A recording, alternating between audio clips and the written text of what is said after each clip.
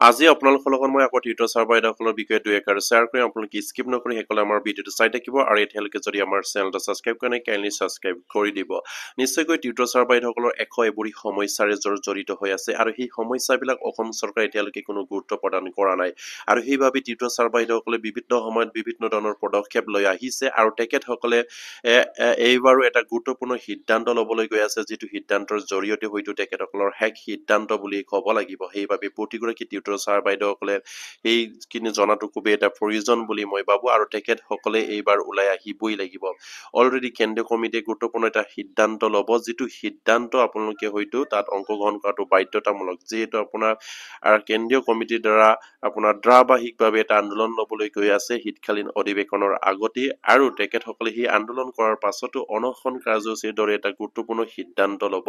আৰু সেই সিদ্ধান্তত অসমৰ চুকে কোণে থকা প্ৰতিটো ব্লকৰ প্ৰতিটো ডিষ্ট্ৰিক্টৰ সকলো টিউটৰ ছাৰ বাইদেউসকলে অংশগ্ৰহণ কৰাটো বাধ্যতামূলক আৰু সেইবাবে প্ৰতিগৰাকী টিউটৰ ছাৰ বাইদেউসকলক মই অনুৰোধ জনাইছো আপোনালোকে এইবাৰ যিটো কেন্দ্ৰীয় কমিটিয়ে সিদ্ধান্ত ল'ব তাত আপোনালোকে অংশগ্ৰহণ কৰক। আৰু কেন্দ্ৰীয় কমিটিয়ে আৰু এটা সিদ্ধান্ত ল'বলৈ কৈছে, যিহেতু তেখেতসকলে অসমৰ মাননীয় শিক্ষামন্ত্ৰীক লগ কৰিছিলে, তেখেতসকলে কৈছে যে সেই আমাৰ টিউটৰ ছাৰ বাইদেউসকলৰ যিখিনি নিযুক্তি পত্ৰ সেইখিনি বোলে বিধিগতভাৱে নিযুক্তি পত্ৰখিনি হোৱা নাই আৰু সেইবাবে আমাৰ টিউটৰ ছাৰ বাইদেউসকলৰ দৰমহাৰ বৃদ্ধিত অসুবিধা আৰু অন্য কাম কৰাত অসুবিধা বুলি কৈ তেখেতসকলে আবুৱা বৰাই আমাৰ টিউটৰ ছাৰ বাইদেউসকলক বঞ্চিত কৰি ৰাখিছে আৰু ইয়াৰ উঠৰ বিচাৰি আমাৰ টিউটৰ ছাৰ বাইদেউসকলে অতি শীঘ্ৰে এটা আন্দোলনৰ সিদ্ধান্ত ল'ব আৰু যদিহে এই বিধিগতভাৱে নিযুক্তি দিয়া নাই তেনেহলে সেই আপোনাৰ নিযুক্তি পত্ৰখন আমাৰ প্ৰতিগৰাকী টিউটৰ ছাৰ বাইদেউসকলে হয়তো ঘূৰাই দিবলৈ সিদ্ধান্তও ল'ব পাৰে আৰু সেইবাবে প্ৰতিগৰাকী টিউটৰ ছাৰ বাইদেউসকলে সাজু হৈ থাকক। আপোনালোকে যিহেতু আমাৰ কেন্দ্ৰীয় কমিটিয়ে যদি সেই নিযুক্তি পত্ৰখন ঘূৰাই দিয়াৰ যদি সিদ্ধান্ত লয় তেনেহলে নিশ্চয়কৈ সকলোৱে ওলাই আহিব লাগিব আৰু আমাৰ নিযুক্তি পত্ৰখন অসম চৰকাৰৰ অসমৰ মাননীয় মুখ্যমন্ত্ৰী আৰু শিক্ষামন্ত্ৰীক ঘূৰাই দিব লাগিব, কাৰণ সেইখন নিযুক্তি পত্ৰ যদি বিধিগতভাৱে নহয় তেনেহলে আমাৰ সেই টিউটৰ ছাৰ বাইদেউসকলৰ যদি ধ্বংস কৰাৰ এটা নিযুক্তি পত্ৰ তেনেহলে এনেধৰণৰ নিযুক্তি পত্ৰ নালাগে বুলি তেখেতসকলে ক'বলৈ বাধ্য হৈছে আৰু এইবাবে তেখেতসকলে সিদ্ধান্ত ল'বলৈ গৈ আছে আৰু সেইবাবে প্ৰতিগৰাকী টিউটৰ গুৰিয়ে নিশ্চয়কৈ আপোনালোকে গুৰুত্ব সহকাৰে আমাৰ ভিডিঅ' বিলাক শ্বেয়াৰ কৰিব, যিহেতু অসমৰ চুকে কোণে অসমৰ জনসাধাৰণে গম পায় আৰু অসমৰ জনসাধাৰণে এষাৰ হলেও আমাৰ টিউটৰ ছাৰ বাইদেউসকলৰ বিষয়ে মাত মাতে আৰু সেই প্ৰতিগৰাকী তীৰ্থৰ গুৰুৱে নিজৰ নিজৰ সমস্যাখিনি উপলব্ধি কৰি ওলাই আহিবৰ কাৰণে অনুৰোধ জনাইছো আৰু নিশ্চয়কৈ আপোনালোকে জ্ঞাত যে শীতকালীন বাজেট অধিৱেশন সমাগত আৰু শীতকালীন বাজেট অধিৱেশনতে আমাৰ টিউটৰ ছাৰ বাইদেউসকলে গুৰুত্বপূৰ্ণ আন্দোলন ল'ব লাগিব আৰু সেই আন্দোলন অলৰেডি হয়তো আমাৰ কেন্দ্ৰীয় কমিটি সিদ্ধান্ত ল'ব, দিন তাৰিখ ঘোষণা কৰিব। আপোনালোকে সাজু হৈ থাকক আৰু প্ৰতিগৰাকী টিউটৰ ছাৰ বাইদেউসকলে সেই আন্দোলনত অংশগ্ৰহণ কৰিব লাগিব, যিহেতু নিজৰ সমস্যাৰ প্ৰতি নিজে আপুনি যদি সজাগ নহয় আপোনাৰ সমস্যাখিনি অসম চৰকাৰে গুৰুত্ব প্ৰদান নকৰে, যিহেতু অসমৰ মাননীয় মুখ্যমন্ত্ৰী আৰু শিক্ষামন্ত্ৰীয়ে বাৰম্বাৰকৈ আপোনালোকৰ কোৱালিফিকেশ্যনৰ ওপৰত ভিত্তি কৰি তেখেতসকলে মাত মাতি আহিছে। যদিহে আপোনালোকক সেইখিনি কোৱালিফিকেশ্যন লাগি তেনেহলে অসম চৰকাৰে কিয় আপোনালোকক ডেপুটেশ্যনত DLED কৰাৰ সুবিধা প্ৰদান কৰা নাই, কিয় অসম চৰকাৰে আপোনালোকৰ কাৰণে হয়তো টেট পতা নাই বা অসম চৰকাৰৰ টেট কিয় অসম চৰকাৰে বাতিল কৰি ৰাখিছে, এতিয়ালৈকে কিয় তেখেতসকলে অসম চৰকাৰৰ টেট পাতৰ সিদ্ধান্ত গ্ৰহণ কৰা নাই, সেয়াও এটা আপোনালোকে হয়তো গুৰুত্ব সহকাৰে ভাবিবলগীয়া কথা আৰু সেইবাবে প্ৰতিগৰাকী টিউটৰ গুৰুক মই অনুৰোধ কৰো আপোনালোকে চিন্তা কৰক, নিজৰ সমস্যাটো সমাধান কৰিবলৈ হলে আপুনি ওলাই আহিবই লাগিব, আপুনি আন্দোলন আহিবই লাগিব, আন্দোলন কৰিবই লাগিব, কাৰণ গণতান্ত্ৰিক দেশৰ গণতান্ত্ৰিক ৰাজ্যত আপুনি বসবাস কৰি আছে তেনেহলে ইয়াত আপোনাৰ মাত মতাৰ অধিকাৰ আছে। আপুনি হয়তো এজনেই থাকক দুজনেই থাকক আপুনি মাত মাতিলেহে আপোনাৰ কাম হ'ব বা অসম চৰকাৰে শুনিব, কিন্তু ইমানখিনি আপুনি হয়তো নিজৰ সমস্যাৰ প্ৰতি সজাগ নহয় যদি কৰিব নোৱাৰে তেনেহলে আপোনাৰ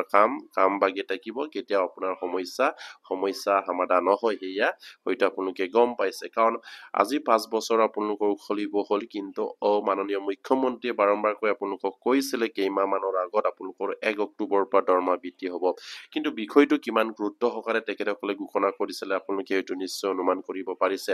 আজিলৈকে কোনো এটা অৰ্ডাৰ আপোনালোকৰ কাৰণে ওলোৱা নাই, আপোনালোকৰ দৰমহা বৃদ্ধিৰ বিষয়ে কোনো এটা গুৰুত্বপূৰ্ণ সিদ্ধান্ত লোৱা নাই কেবিনেটত এই আপোনালোকে চিন্তা কৰিব লাগে কিমান বাবে তেখেতসকলে আপোনালোকক মিছা প্ৰতিশ্ৰুতি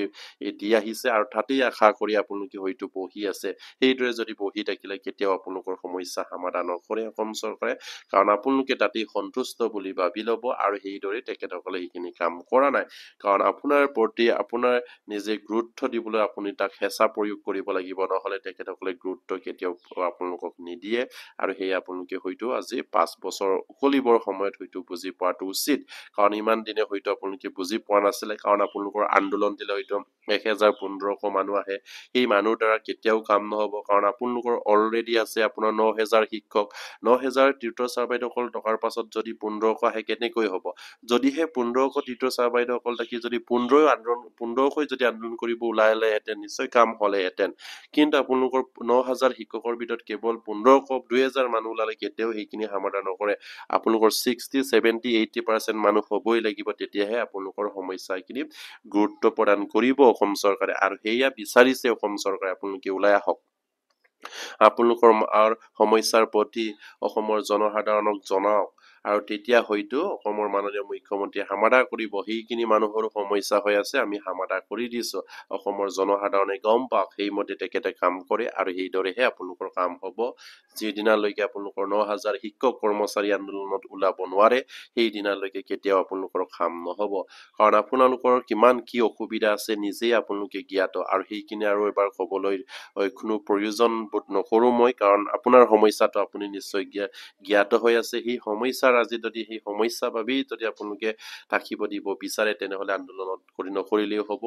ওলাই নাহিলেও হ'ব এই আপোনালোকক মই ক'বলৈ বাধ্য হৈছো কাৰণ আপোনালোকৰ কেন্দ্ৰীয় কমিটিয়ে বিভিন্ন সময়ত বিভিন্ন ধৰণৰ পদক্ষেপ লৈ আহিছে আপোনালোকে সহযোগ কৰিব লাগিব তেতিয়াহে কাম হ'ব বা তেতিয়াহে আপোনালোকৰ সমস্যাখিনি অসম চৰকাৰে সমাধান কৰিব বিষয়টো আপোনালোকে গভীৰভাৱে চিন্তা কৰক আপোনালোকে কোনো নতুন নিযুক্তি নহয় কিন্তু আপোনালোকৰ ওপৰত অযথা কোৱালিফিকেশ্যন জাপি দি আপোনালোকৰ সমস্যাখিনি সমাধান কৰাৰ পৰা বঞ্চিত কৰি ৰাখিছে আপোনালোকে একোজন পাউণ্ডাৰ শিক্ষক যিটো শিক্ষক পাউণ্ডাৰৰ জৰিয়তে আপোনালোকক পদ প্ৰভিঞ্চিয়েলাইজ কৰি সম্পূৰ্ণ শিক্ষক ৰূপে নিযুক্তি প্ৰদান কৰিব লাগিছিলে কিন্তু অসম চৰকাৰে হয়তো পাহৰি গ'ল সেইসকল ছাৰ বাইদেউসকলক সিহঁতে যেন পাউণ্ডাৰ নহয় সিহঁতক আপোনাৰ নতুন নিযুক্তিৰ দৰে তেখেতসকলকো নিযুক্তি প্ৰদান কৰো বুলি তেখেতসকলৰ সমস্যাখিনি জাপি দি তেখেতসকলক টিউটৰ হিচাপে নিযুক্তি প্ৰদান কৰি সামান্য এটা ফাৰিটুকি প্ৰদান কৰি আহিছে তাতেই আপোনালোকে হয়তো বুজি পাব লাগে অসম চৰকাৰে কি ধৰণৰ সিদ্ধান্ত লৈছে আৰু সেয়ে আপোনালোকে চিন্তা কৰি এতিয়া যিহেতু শীতকালীন অধিৱেশনৰ আগতেই আমাৰ কেন্দ্ৰীয় কমিটিয়ে এটা গুৰুত্বপূৰ্ণ সিদ্ধান্ত লৈছে যিবিলাক সিদ্ধান্ত হয়তো আপোনালোকে অলৰেডি গম পাইছে আন্দোলনৰ কাৰ্যসূচী আৰু অনশনৰ দৰে কাৰ্যসূচী তেখেতসকলে সিদ্ধান্ত লৈছে আৰু অনশনৰ দৰে কাৰ্যসূচী ললে আপোনালোকে তাত অংশগ্ৰহণ কৰিব লাগিব আৰু তাত আপোনালোকে অনশন কাৰ্যসূচীত বহিব লাগিব যেতিয়ালৈকে আমাৰ টিউটৰ ছাৰ বাইদেউসকলৰ সমস্যাখিনি অসম চৰকাৰে সমাধান নকৰে সেই দিনালৈকে তেখেতসকলে অনশন কাৰ্যসূচীত বহিব লাগিব সেয়েহে প্ৰতিগৰাকী টিউটৰ গুৰুক মই অনুৰোধ কৰিছো আপোনালোকে সহযোগ কৰক আপোনালোকৰ সমস্যাখিনি সমাধান কৰা এটা তেতিয়াহে অসম চৰকাৰে চিন্তা কৰিব অন্যথা আপোনালোকে সেইদৰে সমস্যা বাগি ৰাখিব বা আপোনালোকৰ সমস্যা কোনোদিনে সমাধান নহব আৰু কেন্দ্ৰীয় কমিটি কেতিয়াৰ পৰা আপোনাৰ আন্দোলনৰ সিদ্ধান্ত ল'ব পাৰে অলৰেডি অসম চৰকাৰে বা অসমৰ শীতকালীন অধিৱেশনৰ দিন ঘোষণা কৰিছে 25 নৱেম্বৰৰ পৰা অনুষ্ঠিত হ'ব অসমৰ শীতকালীন অধিৱেশন এই 25 নৱেম্বৰৰ আগে আমাৰ কেন্দ্ৰীয় কমিটিয়ে আন্দোলনৰ সিদ্ধান্ত ল'ব লাগিব আৰু তেখেতসকলে নিশ্চয়কৈ হয়তো 1 নৱেম্বৰৰ পৰা হয়তো 6 নৱেম্বৰৰ ভিতৰত আপোনালোকে ফাৰ্ষ্ট উইকতে হয়তো তেখেতসকলে আন্দোলনৰ সিদ্ধান্ত ল'ব পাৰে অসমৰ শীতকালীন অধিৱেশনক লক্ষ্য কৰি আৰু সেইবাবে তাত প্ৰতিগৰাকী টিউটৰ গুৰুৱে অংশগ্ৰহণ কৰিব লাগিব যিহেতু আজি এই অক্টোবৰ মাহৰ 28 তাৰিখ আৰু সেই তাৰিখৰ পৰা হয়তো তেখেতসকলে আন্দোলনৰ যোজা কৰিব 3 বাৰ ফিক্স কৰিব সেই আপোনালোকে হয়তো গম পোৱাটো দৰকাৰ আৰু সেইবাবে আপোনালোকে সাজু হৈ থাকক যিহেতু অসমৰ শীতকালীন অধিৱেশন 25 নৱেম্বৰৰ পৰা আৰম্ভ হ'ব আৰু সেই 25 নৱেম্বৰৰ আগে আমি আন্দোলন কৰিব লাগিব আৰু সেই আন্দোলন কৰিলেহে আপোনালোকৰ সমস্যাখিনি হয়তো অসম চৰকাৰে গুৰুত্ব আৰোপ কৰিব আৰু সেই শীতকালীন অধিৱেশনত হয়তো আপোনালোকৰ সমস্যাখিনি সমাধান কৰা হ'ব যেহেতু মাননীয় মুখ্যমন্ত্ৰী 1 অক্টোবৰ পৰা দৰমহা বৃদ্ধিৰ বিষয়টো কৈ আহিছিলে কিন্তু 1 অক্টোবৰ পাৰ হ'ল এতিয়া নৱেম্বৰ আহিব কিন্তু এতিয়ালৈকে আপোনালোকৰ কোনো অৰ্ডাৰ ওলোৱা নাই সেইবাবে আপোনালোকে চিন্তা কৰাৰ প্ৰয়োজন আহিছে আৰু সেইবাবে আপোনালোকে চিন্তা কৰি 25 নৱেম্বৰ আগে আপোনালোকৰ তীব্ৰ আন্দোলন অন্নৰ হয়তো দিন আমাৰ কেন্দ্ৰীয় কমিটিয়ে ঘোষণা কৰিব আৰু অনশনৰ দৰে কাৰ্যসূচী এই সিদ্ধান্ত ল'ব তাত আপোনালোকে অংশগ্ৰহণ কৰিব আৰু শেষৰটো দিনত হয়তো আমাৰ টিউটৰ ছাৰ বাইদেউসকলে নিযুক্তি পত্ৰ ঘূৰাই দিয়াৰো হয়তো সিদ্ধান্ত ল'ব পাৰে তাত আপোনালোকে 100% সহযোগ কৰিব লাগিব আৰু অসমৰ এটা নজৰবিহীন ঘটনা ঘটাব লাগিব তেতিয়াহে আপোনালোকৰ সমস্যাখিনি সমাধান হ'ব বিশেষকৈ অসম চৰকাৰ নিযুক্তি পত্ৰ প্ৰদান কৰিছে কিন্তু কোনো এখন চৰকাৰৰ দিনত সেই নিযুক্তি পত্ৰ ঘূৰাই দিয়াৰ কোনো ঘটনা ঘটা নাছিলে কিন্তু এইবাৰ হয়তো টিউটৰ ছাৰ বাইদেউসকলে সিদ্ধান্ত ল'ব পাৰে এই নিযুক্তি পত্ৰ ঘূৰাই দিয়াৰো তেখেতসকলে সিদ্ধান্ত লৈছে আৰু সেয়ে আপোনালোকে তেখেতসকলৰ লগত যোগাযোগ কৰি অহায় সহযোগিতা আগবঢ়াওক আৰু যি ধৰণৰ পদক্ষেপ লৈছে আপোনালোকে তাত অংশগ্ৰহণ কৰিব বুলি আশা ৰাখিলো আৰু প্ৰতিগৰাকী টিউটৰ গুৰুৱে যাতে নেকি এইখিনি খবৰ পায় আপোনালোকে শ্বেয়াৰ কৰি দিব আৰু এতিয়ালৈকে যদি আমাৰ চেনেলটো ছাবস্ক্ৰাইব কৰা নাই কাইণ্ডলি ছাবস্ক্ৰাইব কৰিব নমস্কাৰ জয় অসম